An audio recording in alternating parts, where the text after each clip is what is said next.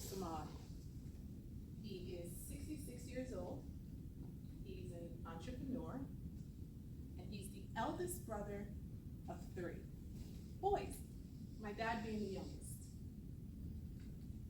My Uncle Samad moved in with my dad and I when I was about 16. He lived with us on and off for about 2 years, and he is what I would personally call a runner, because he would sometimes be there and he would sometimes leave. But all in all, he lived with us. One of my fondest memories of him is he was a history buff. And I remember him embedding in my head that Columbus did not discover America. He was serious about it. It's like, okay. He was also a really good cook. However, the meal he prepared every other day was rice, gravy, and liver. Now, I don't like liver, but I would be in the kitchen with him because he would always have amazing stories to tell.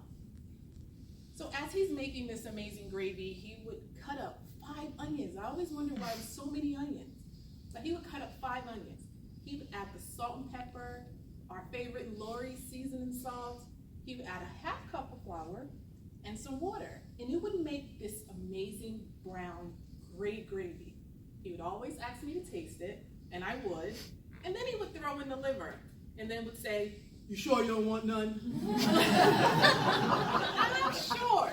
That's exactly how he talked, and he would always ask that question almost every other day as if the recipe was going to change. And then some time went on, and my dad and I moved. My uncle didn't come with us. And I would always ask my dad, do you know where he is? Is he okay? And my dad would travel back and forth to the city. And my uncle worked as an entrepreneur in New York and New Jersey's Penn Station. He would sell belts, which you have here. He would sell purses. He would sell colognes and perfumes. And you can always find him somewhere in the city. So my dad would always take a picture every time he saw him. And anytime he would see him, he would get some kind of perfume or something to give to me. So while he's doing that, I would just keep asking my dad, where is he? Is he okay? How's he doing? And he would say, yeah, he's fine, he's fine, he's fine. And he would tell me, he was like, I need to tell you something that, your uncle is a schizophrenic. And I'm like, well, he's my uncle to me, like, what does that mean? When I researched what that was, a schizophrenic is a disorder that actually controls the way that you think, feel, and behave. And he never, to me, behaved in any other way other than my uncle. So as time went on and we're continuing to just make sure he's okay, because you really couldn't keep him in close quarters. He didn't like to be restrained or anything like that. In October, my dad gets a call that my uncle was hospitalized for kidney failure. So he gets to the hospital, and he's fighting with the nurses because they have to now pin him down because he's just not cooperating. He doesn't want to take the dialysis or anything for that matter. So my dad sits with him, and for the next 2 weeks goes over and over every day. I need you to do this. I need you to do this, not just for you, but for me, because you can die. So at some point, my uncle decides, okay. In the interim of that, he asks my dad, where is his pants? And he would ask him this almost every day. And my dad's like, I have them and I'll bring them to you tomorrow. We knew if that man got his pants, he was running. So do not bring him his pants. And my father knew not to bring him those pants. So while my uncle's waiting for his pants and while we're waiting for the dialysis to kick in so his health can get a little bit better, my dad asked if I can do some research just to find out if there can be a long-term rehabilitation facility that we can house him in so that he wouldn't worry so much, someplace closer to where my dad can get to.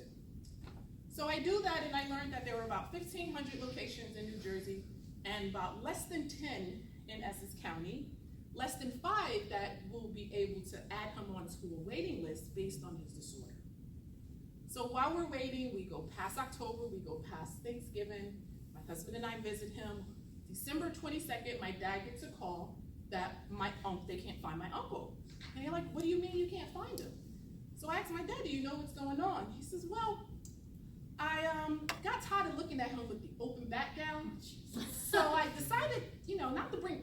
I bought him some long johns. I said, well, I think long johns consist of shirt and some pants. Might not be regular pants, but they're pants. My uncle fled the scene. He could not wait to get something on him so he could leave. He left. We couldn't find him for almost 3 days. We're posting on social media, seeing when we want to find him. We knew where he would be, that he would definitely be somewhere in Penn Station. Couldn't find him. The cops ended up finding him about 3 days later, and he was really, really bad at this point. You know, his health was continuing to deteriorate. He gets back in the hospital. My dad talks to him again. He's getting himself together, and you know, we're hoping for the best. In the interim of us waiting for all of this, we get a call last Friday from this place called the White House.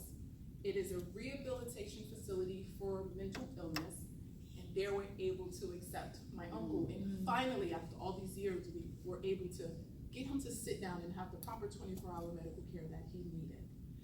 And he's doing much better. He's working out a little bit. He's upset. He yells at all of us. But he's doing really, really good.